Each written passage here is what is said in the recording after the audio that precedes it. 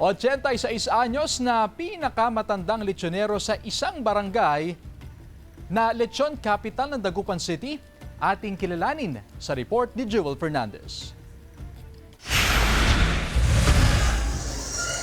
Kilala ang 86 anyos na si Lolo Rodolfo Cabal bilang pinakamatandang lechonero sa barangay Lasip Chico, na lechon capital ng Dagupan City. Bata pa lang siya nang tumutulong sa kanyang amang lechonero noong panahon ng World War II. Sariwa pa raw sa alaala ni Lolo Roding nang minsay mamangha sa kanya ang mga sundalong Hapon nang makita siya habang naglelechon. Ating ka ng hapon, di magkatangir ka na ng hapon. Tangir ka, nalabasan mo yung hapon.